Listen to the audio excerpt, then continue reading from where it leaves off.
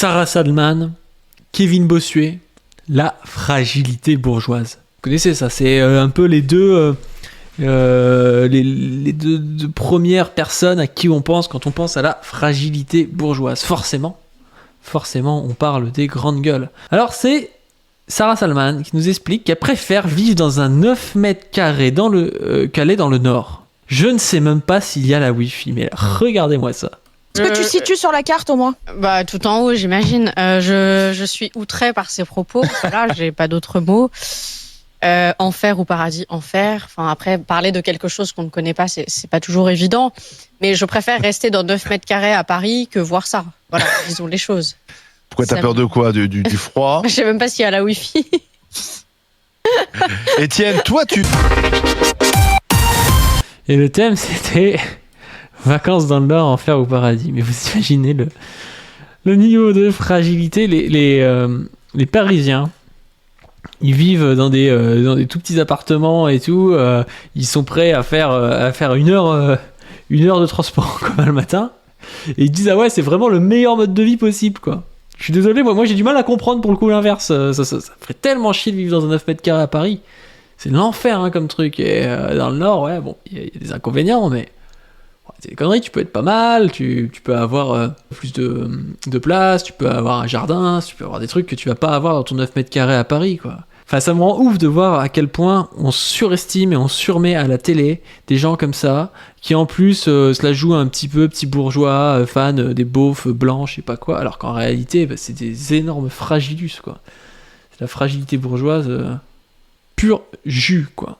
On a aussi Kevin Bossuet, qui nous parle de l'identité française. Alors là, l'identité française, je peux vous le dire, c'est pas mal.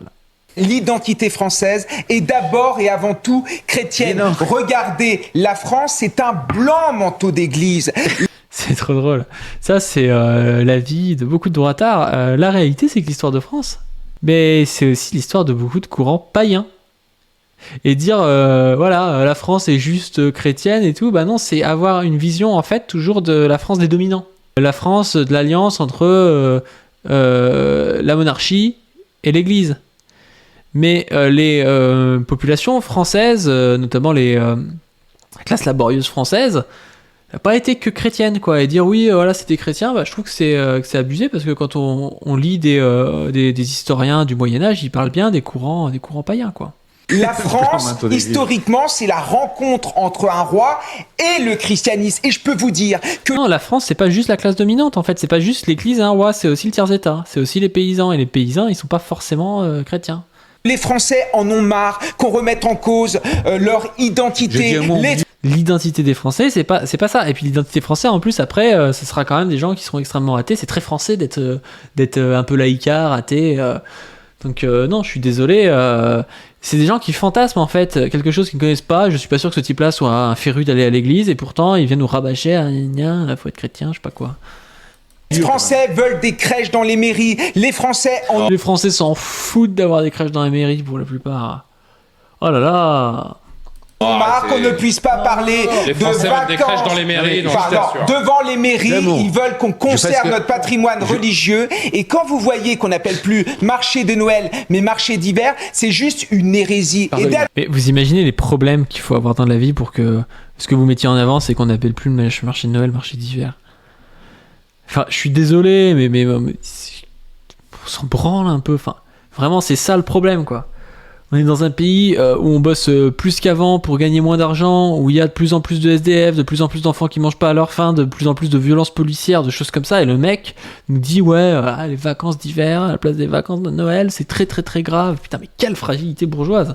La dernière chose que j'aimerais dire, c'est citer une phrase de Philippe de Villiers. Attendez, Véronique, parce que je voudrais juste... C'est citer une phrase de Philippe de Villiers. Il dit une phrase qui pour moi est évocatrice, c'est les laïcards ont fait le vide et les islamistes le remplissent. Si nous voulons... Et voilà, l'alliance de Jean-Luc Mélenchon et des islamistes, hein, c'est hop, tac, tac, tac, ça se... Putain, les mecs, c'est le vide intersidéral et ils ont une tribune H24 à la télé. Pour lutter contre l'islam politique, il faut être fier de notre identité et fier de nos valeurs. Pour lutter contre l'islam politique, il faut être fier de notre identité et de nos valeurs religieuses. Ouais, bien sûr, ouais. Ouais, et puis il faut Bolloré président aussi pour lutter contre l'islam politique. Il s'agit de faire la journée des LGBT. Voilà ce que fait la bourgeoisie mentale aux gens. Après, ils deviennent totalement paniqués, totalement fragiles.